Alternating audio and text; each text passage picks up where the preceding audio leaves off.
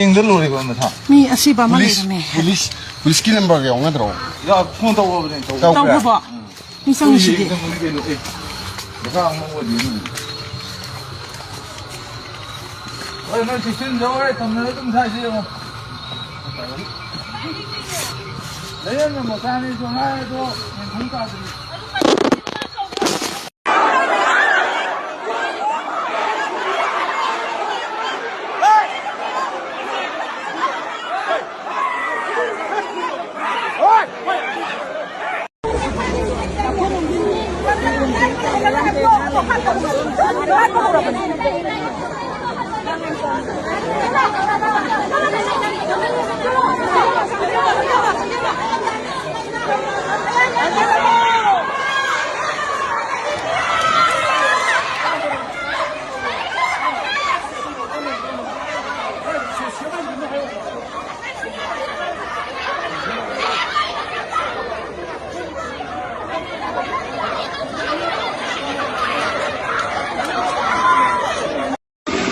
Ini kan le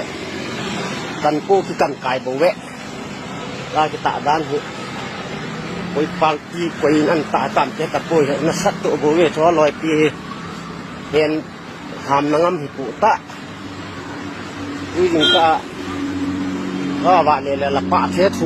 thu yeng ni ya la hu si pa mo koi ki handa ki me gi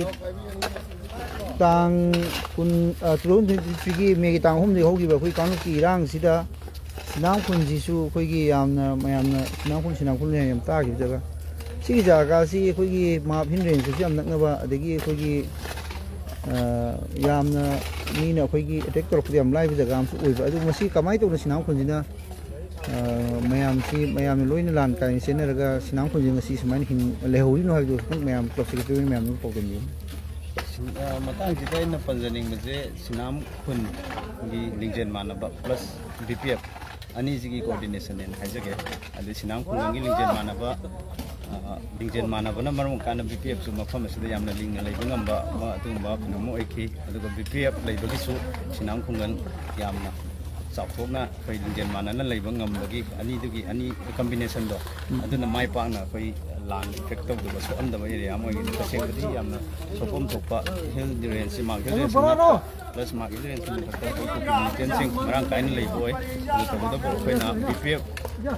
hana BPF block ring da khoina lob khungam si singkar ga nam de khungam gi akoi bada makha de yamna ki na adubu volunteer me am jina koi khali nai na ga khunga gi thabak from sing se paikhala me adubu BPF lal matung da village protection force khoi mai kai sigi sinam tu sinam sing thembi sanjelok tagi hawraga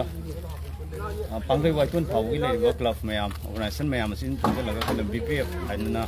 village protection force na linkala control of sinam do erakanda madamaina ma semaga khunga pagi thodang logi badagi akoi makom oina hariba jaga asida kuki singna henjela pongam dabani plus mayam na khun ngangna badagi mafam asida khajitang top top hairagadi akoina chingda yamna wangna ching kaaga kilometer 3 mafam sidagi kilometer 3 oini pongna chalaga mathaka akoina khun nganggi thabuk tor pakati buje aduna maram kana akoina direct khunde tektor pongam daba ching mathaka akoina ngaaga thalaga thongi maram kana aduga ching mathaka ngaapagi ngambagi maram jisu sinamgi lingjen manamasu yamna matamduda akoigi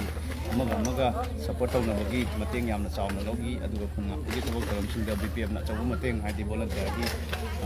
bagi atop mafam dagi ati sinau sing leiri tai ML gi sinau sing leiri tuan ba village volunteer mayam ma kana semaga mafam asida khoi training physical endurance training program pai khatna hadi lan haibsidabu khoi knowledge khara leitradi nga khoi adamina maina BPF alaman singna sindi dana angang singda naha singda khoi training pibi dana yamna mai pakna nga ko dagi khoi mafam asida lan aswan gi dawni aduga lan nga ko da khoina mafam da thengnagi ba khara ai paudam jage thengnagi ba haraga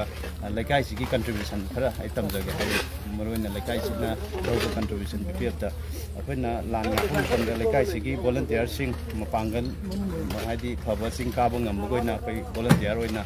yamna chawda thodang lauki ꯑꯗꯨꯒ ꯑꯍꯜ ꯂꯃꯟꯁꯤꯡ ꯆꯤꯡ ꯀꯥꯕꯗꯤ ꯉꯝꯖꯗꯕꯁꯤꯡꯅ ꯑꯩꯈꯣꯏꯒꯤ ꯆꯥꯛ ꯊꯤꯟꯕꯒꯨꯝꯕꯗ ꯑꯗꯩꯗꯤ ꯃꯐꯝ ꯑꯁꯤꯗ ꯅꯨꯡꯇꯤꯒꯤ ꯆꯥꯛ ꯊꯣꯡꯉꯒ ꯃꯊꯛꯇ ꯊꯤꯟꯕ ꯈꯣꯠꯄ ꯇꯧꯕꯒꯤ ꯄꯥꯂꯤ ꯅꯥꯏꯅꯕꯁꯤꯗ ꯏꯃꯥ ꯏꯕꯦꯜꯁꯤꯡꯅ ꯏꯟꯖꯥꯡ ꯅꯥꯄꯤ ꯁꯦꯝꯕ ꯑꯗꯩꯗꯤ ꯃꯍꯩ ꯇꯝꯂꯤꯕ ꯁ꯭ꯇꯨꯗꯦꯟ ꯐꯥꯎꯕ ꯃꯈꯣꯏꯒꯤ ꯑꯇꯩ ꯃꯇꯝꯗ ꯁ꯭ꯀꯨꯜ ꯆꯠꯂꯒꯁꯨ ꯁꯟꯗꯦꯗ ꯃꯈꯣꯏꯒꯤ ꯄꯥꯂꯤꯒ ꯈꯥꯏꯗꯣꯛꯇꯅ ꯆꯥꯛ ꯊꯤꯟꯕꯗ ꯑꯆꯧꯕ ꯃꯇꯦꯡ ꯄꯥꯡꯉꯤꯕ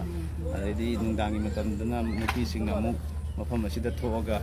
ꯀꯝꯃ꯭ꯌꯨꯅꯤꯇꯤ ꯍꯣꯜꯗ ꯉꯥꯛꯄꯤꯕ ꯑꯗꯩꯗꯤ ꯑꯍꯜ ꯂꯃꯟ ꯅꯨꯄꯥ ꯆꯠꯂꯕ ꯑꯍꯟꯁꯤꯡꯗꯨꯅ ꯑꯩꯈꯣꯏ ꯒꯦꯠꯇ ꯁꯟꯊꯤꯒ ꯇꯥꯟꯅꯗꯅ ꯌꯥꯝꯅ ꯃꯑꯣꯡ ꯃꯔꯤꯟ ꯇꯥꯅ ꯍꯥꯏꯇꯥꯔꯦ ꯌꯥꯝꯅ ꯁꯤꯁꯇꯦꯃꯦꯇꯤꯛ ꯅꯥꯏꯅ ꯐꯖꯅ ꯑꯣꯔꯒꯅꯥꯏꯖ ꯇꯧꯔꯀꯥꯟꯗ ꯃꯐꯝ ꯑꯁꯤꯒꯤ ꯄ꯭ꯔꯖꯥꯁꯤꯡꯁꯨ ꯑꯃꯒ ꯑꯃꯠꯇ ꯆꯤꯊꯗꯅ ꯉꯝꯖꯕ ꯃꯇꯦꯡ ꯄꯥꯡꯅꯔꯀꯥꯟꯗ ꯍꯥꯏꯇꯥꯔꯦ ꯑꯗꯨꯃꯥꯏꯅ ꯀꯣꯑꯣꯄꯔꯦꯁꯟ ꯄꯤꯅꯔꯒ ꯃꯐꯝꯁꯤꯗ ꯌꯥꯝꯅ ꯃꯥꯏ ꯄꯥꯛꯅ BPF ꯍꯥꯏꯅ ꯑꯩꯈꯣꯏ ꯚꯤꯂꯦꯖ ꯄ꯭ꯔꯣꯇꯦꯛꯁꯟ ꯐꯣꯔꯁꯁꯦ ꯂꯤꯡꯈꯠꯂꯀꯥꯟꯗ ꯈꯨꯡꯒꯪꯁꯦ ꯌꯥꯝꯅ ꯀꯣꯝꯅ ꯉꯥꯛꯀꯦ ꯍꯥꯏꯇꯥꯔꯦ ꯑꯗꯨꯅ ꯄ꯭ꯂꯥꯟꯁꯤꯅ ꯏꯐꯦꯛ ꯇꯧ ꯑꯗꯣ ꯏꯁꯥꯒꯤ ꯗꯣꯛꯇꯔ ꯑꯃ ꯑꯣꯏꯅ ꯗꯣꯛꯇꯔꯒꯤ ꯁꯤꯟꯐꯝ ꯑꯃꯁꯨ ꯄꯥꯏꯕꯤꯔꯒ ꯃꯌꯥꯝꯒꯤ ꯊꯕꯛꯁꯤ ꯇꯧꯕꯗ ꯍꯧꯖꯤꯛꯀꯤ ꯑꯩꯈꯣꯏꯒꯤ ꯃꯌꯥꯝꯒꯤ ꯊꯕꯛ ꯇꯧꯕꯁꯤ ꯏꯃꯨꯡꯗ ꯑꯗꯒꯤ ꯌꯨꯝ ꯀꯩ ꯄꯥꯟꯅꯕ ꯑꯣꯏꯔꯒꯅ ꯅꯨꯄꯤ ꯑꯉꯥꯡꯁꯤꯡꯅ ꯌꯥꯝ ꯌꯥꯅꯤꯡꯗꯕ ꯑꯗꯨꯒꯨꯝꯕ ꯊꯕꯛ ꯑꯃꯅꯤ ꯍꯥꯏꯇꯥꯔꯦꯅꯦ ꯏꯁꯥꯒꯤ ꯍꯣꯠꯅ ꯉꯝꯗ꯭ꯔꯒ ꯃꯤꯒꯤ ꯇꯧꯕ ꯍꯥꯏꯅ ꯑꯗꯣ ꯗꯣꯛꯇꯔꯒꯤ ꯄꯨꯟꯁꯤꯗꯗꯤ ꯑꯗꯨꯒꯨꯝꯕ ꯏꯃꯨꯡ ꯃꯅꯨꯡꯒꯤ ꯃꯣꯠ ꯃꯥꯟꯅꯗꯕ ꯑꯗꯒꯤ ꯑꯗꯨꯒꯨꯝꯕꯒꯤ ꯀꯔꯤ ꯊꯣꯛꯇꯕ꯭ꯔꯥ ꯀꯃꯥꯏ ꯇꯧꯏ ꯃꯇꯥꯡꯗ ꯃꯥꯏ ꯃꯤꯅꯤꯁꯇꯔ ꯑꯗꯨ ꯊꯣꯛꯇꯕꯃꯛꯇꯤ ꯅꯠꯇꯦ ꯍꯥꯏꯗꯤ ꯀꯔꯤꯒꯨꯝꯕ ꯀꯥꯟꯗ ꯏꯃꯨꯡꯒꯤ ꯌꯥꯝꯅ ꯆꯤꯔꯕ ꯇꯥꯏꯃꯤꯡ ꯍꯥꯏꯕ ꯑꯃ ꯂꯩ ꯑꯗꯨꯀꯥꯟꯗ ꯀ꯭ꯂꯕꯀꯤꯁꯨ ꯑꯩꯈꯣꯏꯅ ꯀꯝꯃ꯭ꯌꯨꯅꯤꯇꯤ ꯄꯤꯁꯜꯂꯨꯕ ꯑꯁꯤꯃ ꯄꯥꯡꯊꯣꯛꯀꯅꯤ ꯀꯥꯏꯅ ꯍꯥꯏꯔꯨꯕ ꯀꯥꯟꯗ इमुंगी अचिनबगा कनो तौकांदा खितंग इसौ लांगनबगुम अदुम थोय अदुगा सपोर्ट याम फंगी इमुंग मनुंगदि कैसु मियामगी थबक तौदा अयेत अमत लेते आदि केना दम एनकरेज तौगी कनमक आदि ngasi बाव हाइतारे नंग ngasi तौजे